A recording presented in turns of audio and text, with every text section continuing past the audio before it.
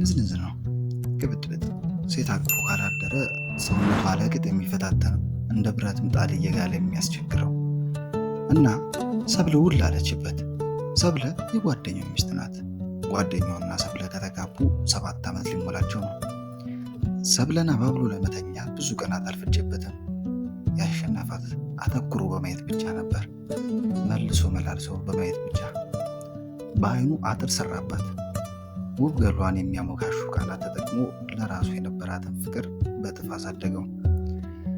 የማታውቀውን የብልግና ለማሳያት እና ያ ቀን ከእሷ ጋር መሆን ነበር ያሰኘው። እሷም የጠበቀችው በደስታ ነበር። እንደ አጋጣሚ ሆኖ እሷም የብልግና ፊልም እያየች ነበር የጠበቀችው። ወደ ቤት ሲሄድ በምታየው ፊልም ሰውነት አፉም ሆኖ ነበር። እናም ሆነ አደረጉ። ግን እጅግ ከመጣደፋቸው የተነሳ ለካ በሩን ሳልዘጉትም ኖሯል። በዚያ ደስታ ውስጥ ሆነው ባለቤቷ በድንገት መጥቶ በፊታቸው ተደቀነ።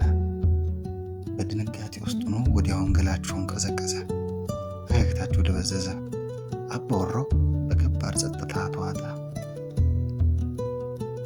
ጓደኛውና ሚስቱ ተቃቅፎ ከተኙበት አልጋ ላይ ጥቂት እርምጃ ፈንጠር ብሎ ተቀመጠ። አደገኛ መሳሪያዎቹን ከዓይናቸው ላይ ሳይነቅል ከጥቂት ደቂቃ ዝምታ በኋላ እዚህና እዚያ የተበታተኑ ልብሶቻቸውን ሰብስቦ አፍንጫቸው ላይ ወረወረው። ለበሱት። አባወራው ሽጉጡን ከሳጥኑ ውስጥ አውጥቶ በፍቅር ይዳብሰው ጀመር። የሰብለ ልቅሶ ይሰማዋል። የአባወራው ጓደኛ ሰብለን አይዞሽ ብሎ ሊያባብላት ቀርቶ አይኗን ማየት እንኳን ብርታት ጎድሎታል። ደግሞም እርግጠኛ ሆኗል ዛሬ መሞቻ ቀኑ። ምን ማድረግ እንዳለበት ግራ ሲገባው ቆየና በከባድ ፍጥነት ካልጋው ላይ ወርዶ እግሩ ስር ተደፋ። ምንድን ነው አለው አባወራው። ይቅርታ አድርግልኝ፣ ሁለተኛ የለመደኝ፣ ሁለተኛ ደግመኝም። ዝም በል። ሽጉጤን ያወጣሁት እንዲህ አይነቱን ዝብዘባ መስማት አይደለም። የአባወራው ጓደኛ አንገቱን እንደደፋ ዝም አለ። ሁለተኛ የለምደኝም፣ የኔ ጥፋት፣ እኔ ነኝ ጥፋተኛው፣ እኔ ነኝ ያጠፋሁት። ይህን አንተ አትነግረኝም፣ ከሪም ብዬም አልጠየቅኩም። አውቃለሁ። ቀበቶን ባገኘበት የምትፈታው ወንድ መሆኑን አውቃለሁ። የምተኛቸው ሴቶች ቁጥር በማብዛት ገዳይ እንደጣለ ጀግና ለራሴ የምታጨበጭ ሰው መሆኑን አውቃለሁ።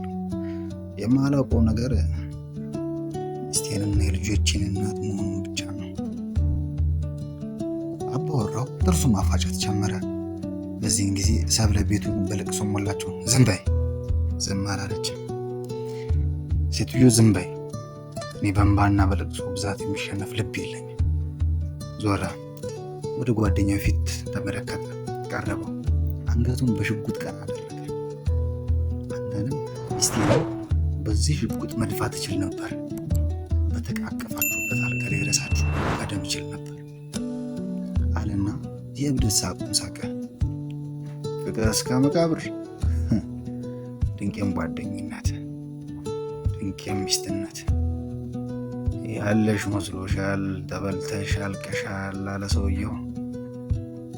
ተወቃሾቹ ዝም ከማለት ውጭ የሚመልሱት ነገር አልነበረም። ስማ። አቤት። አልገድልህም። እሺ፣ ሁለታችሁንም አልገድላችሁም ስል ግን በነጻ አሰናብታችኋለሁ ማለት አይደለም። በተለይ አንተ አሁን አንድ ነገር እንድታደርግልኝ እፈልጋለሁ። አድርግ የምልህን ነገር ማድረግ ማትፈልግ ከሆነ ግን ዛሬ ሬሳ ከዚህ ቤት ይወጣል።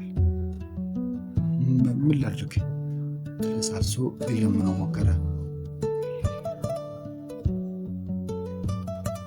መቼም ወደ እሱ የመጣኸው ብቻዋን የምትሆንበትን ሰዓት ስለምታውቅ ነው። የራሴ ፍላጎትን ለማርካት ብለህ እንጂ ሌላ እንዳልሆነ ገምታለሁ። የአባወራው ጓደኛ ዝም አለ። እሱ ግን ቀጠለ። ስለዚህ የተገለገልክበትን ከፍለህ ከመኝታ ቤት እንድትወጣ እፈልጋለሁ። አልገባኝም። ምኑን ያልገባህ? የተገለገልክበትን ስትል ቡና ቤት ሄደህ ከአንዲት ሴት ጋር ብተኛ ስንት የምትከፍል ይመስልሃል? ጸጥ። ሚስቱ በድንጋጤ ቀጣለች። አባወራ የሁለቶቹንም አይን እንዳፈጠጡ ታውቆታል። በል እንጂ ነው እንደዚህ የምታደርገው? ምን እየሰራህ እንደሆነ በጭራሽ አልገባኝም። እንዴት አይገባም? ስጋዊ ፍላጎትን ለማርቃት መጣ። የልብህን አደረስክ። ከአንዲት ሴት ጋር ተኛ። የምትከፍለውን ከፍለህ ውጣ ነው የምልህ። አሁንስ ገባህ? እኔ ከቡና ቤት ሴቶች ጋር ተኝቼ አላውቅም። ዋናው በለጻ አለመሆኑ ነው። በል ይበቃታል የምትለውን ከፍለህ ውጣ። ጸጥ አሉ። ከባድ ዝምታ። በል እንጂ። ኪሱን ፈትሾ ከድፍን 300 ብር ውጪ ሌላ አላገኘም ነበር። እሱን አዘጋጀ። አባወሮ የብሩን መጠን አይቶ ለሚስቴ 300 ብር፣ የሚስቴን ዋጋ በ300 ብር አይመጥናትም። ተጨማሪ ካልያዝክ ግን አምጣው ማለቴ ለእሷ አስጣት፣ ዋጋዋ ነው። ተወቃሹ ዝም አለ። ሰብለ ምን እያሰበች ይሆን ብሎ እያሰበ በህይወቱ ራሱን እንዲህ በተዋረደ አጋጣሚ አግኝቶት ያውቅ። የራሱ ዋጋ ቀለለበት። ጩህ አሰኘው። ምን ያፈዛል? ስጣት እንጂ። ምኑን? የአገልግሎቷን ብሯን ነዋ። ብሩ ሊሰጣት እጁን ወደ እሷ ሲዘረጋ ጮኸች። ራሷን መቆጣጠር ሁሉ አቃታት። ፊቷን አንገፈገፈችው፣ ሰውነቷን አንዘፈዘፈችው፣ ተሳቀቀች። ለብሩ ጀርባዋን አቀበለችው። ባሏ ግን አስገደዳት። እናም በግድ በራሷ እጅ ተቀበለች። ባልየው ደግሞ መልሶ ብሩን ተቀበለ። እኔ የተሻለ ቦታ አስቀምጥልሻለሁ አላት። ጓደኛውን አሰናብተው ትልቁ ነገር በህይወት መትረፍ አይደለም። ይህ ቀን በአሮጌው ማንነቱ ላይ ተኩሱ ከፍተ ባለጌ ማንነትን አንቅ የምትገልበት ቀን ይሆን የምልህ ይገባሃል አይደል? እሱ እንደወጣ ባልየው ብሩን ይዞ ሚስቱን አስከትሎ ወደ ሳሎን ሄደ። ሳሎን ውስጥ የምግብ ጠረጴዛ አለ። የጠረጴዛው የላይኛው ክፍል በመስታወት የተሸፈነ ነው። በመስታወቱ ሰፊ ጣውላ ተጋድሟል። የጠረጴዛውን መስታወት በጥንቃቄ አነሳውና ጠረጴዛው እምብርት ላይ ብሩን አስቀመጠው። 300 ብሩ መስታወት ጫነበት። ነይ አጠገቡ ቀረበች። አሁን የምልሽን በጥንቃቄ ስሚኝ። እሺ አለች በትንፋሿ። ይህን ብር ከዚህ ቦታ ያነሳሽው ቀን እገድልሻለሁ። አንገቷን ሰብራ ዝም አለች። እስካሁን የሰጠሁሽን ትእዛዝ ድገሚልኝ። ይህን ብር ከዚህ ቦታ ያነሳሽው ቀን እገድልሻለሁ ነው አይደል ያልከኝ? አዎ። ይህን ብር የለቀቀ ቀን ወይ ብሩ የተቀየረለታ አይማረኝ በምልሽ። ከዛም ትንሽ ቆይተው ልጆቹ ስለዚህ ብር በጠየቋት ጊዜ ዘመድ ጓደኞቿን ቤታቸውን ለመጎብኘት መጥተው ብሩን ነገር አንስተው በጠየቋት ጊዜ ይህ ብር ምንድን ነው ብሎ ባስጨነቋት ጊዜ የምትመልሰው ግራ ይገባት ቀጠለ። ይህ ብር ምንድን ነው ይላል የመጣ እንግዳ። እኔ ምን አውቄ፣ እስኪ ልጆቼን እናት ጠይቋት። አባወሮ ምላሽ አንድም ቀን ስለፈጸመችው ስህተት ለሰው አላወራባትም። ሰድቦ ለሰዳቢ አሳልፎ አልሰጣትም፣ አልነዘነዛትም። ከጓደኛው ጋር የነበረውን የጓደኝነት ገር ግን ወዲያውኑ በጠሰ። የሰብለ መሳቀቅ እየበዛ መጣ። ዝምተኛ ሆነች፣ ብቸኛ ሆነች።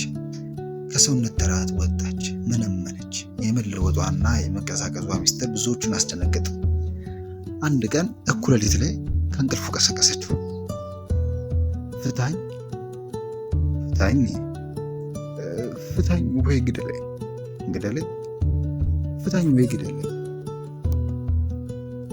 ገብቶታል። ትለው እንደቻለች ያውቃል። የእስካሁኑ ቅጣት በቂ እንደሆነ ገባው። ከአልጋው ወርዶ ወደ ሳሎን ሄዶ ያንን ብር አነሳው። አንስቶም ኪስ ውስጥ ጨመረው። ሰብለ ወደ ቀድሞ ሰውነቷ የተመለሰችው ከዚህ በኋላ ነበር።